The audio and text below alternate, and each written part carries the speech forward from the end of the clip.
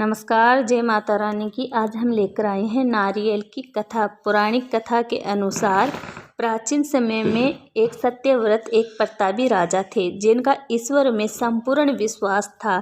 उनके पास सब कुछ था, लेकिन उनके मन की एक इच्छा थी जिसे वे किसी भी रूप में पूरा करना चाहते थे।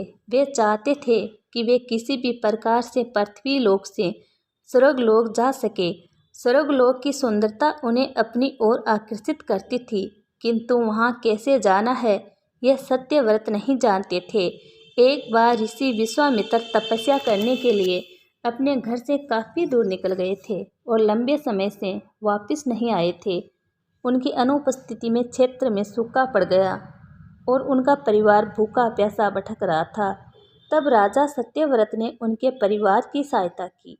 जब ऋषि विश्वामित्र वापस लौटे तो उन्हें परिवार वालों ने राजा की अच्छाई बताई। वे राजा से मिलने उनके दरबार पहुँचे और उनका धन्यवाद किया। शुक्रिया के रूप में राजा ने ऋषि विश्वामित्र द्वारा उन्हें एक वर देने के लिए निवेदन किया। ऋषि विश्वामित्र ने भी उन्हें आज्ञा दी। तब राजा बोले कि वो स्वर्गलोक जाना चाहते हैं, तो क्या ऋषि विश्वामित्र अपनी शक्तियों का सहारा लेकर उनके लिए स्वर्ग जाने का मार्ग बना सकते हैं। अपने परिवार की सहायता का उपकार मानते हुए ऋषि विश्वामित्र ने जल्द ही एक ऐसा मार्ग तैयार किया जो सीधा स्वर्गलोक को जाता था। राजा सत्यव्रत खुश हो गए और उस मार्ग पर चलते हुए जैसे ही स्वर्गलोक के पास पहुँचे ही थे कि स्वर्गलोक के देवता इंद्र ने उन्हें नीचे की ओर धकेल दिया। धरती पर गिरते ही राजा ऋषि विश्वामित्र के पास पहुँचे और रोते हुए सारी घटना का वर्णन करने लगे।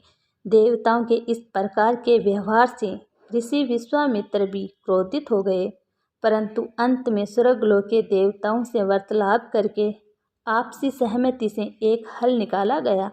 इसके मुताबिक राजा सत्यव्रत के लिए अलग से एक स्वर्गलोक का निर्माण करने का आदेश दिया गया। ये नया स्वर्गलोक पृथ्वी एवं असली स्वर्गलोक के मध्य में स्थित होगा, ताकि ना ही राजा को कोई परेशानी हो और ना ही देवी देवताओं को किसी कठिनाई का सामना करना पड़े। राजा सत्यव्रत भी इस सुझाव से बेहद प्रसन्न हुए, किंतु ना जाने ऋषि विश्वामित्र को एक चिंता ने घेरा हुआ था। उन्हें ये बात सता रही थी कि धरती पर स्वर्गलोक के बीच होने के कारण कहीं हवा के जोर से यह नया स्वर्गलोक डगमगा ना जाए। यदि ऐसा हुआ तो राजा फिर से धरती पर आ गिरेंगे। इसका हल निकालते हुए ऋषि विश्वामित्र ने नए स्वर्गलोक के ठीक नीचे एक खंभे का निर्माण किया, जिसने उसे सहारा दिया। माना जाता है कि यह खंभा समय आने पर एक पेड़ के मोटे तने के रूप में बदल गया और राजा सत्यव्रत का सिर एक फल बन गया। इसी पेड़ के तने को नारियल का पेड़ और राजा के सिर को नारियल कहा जाने लगा। इसलिए आज के समय में भी नारियल का पेड़ काफ़ी ऊंचाई पर लगता है। इस कथा के अनुसार सत्यव्रत को समय आने पर एक ऐसे व्यक्ति की उपाधि दी गई जो ना ही इधर का है और ना ही उधर का, यानी कि एक ऐसा इंसान जो दो दूरों के बीच में लटका हुआ है।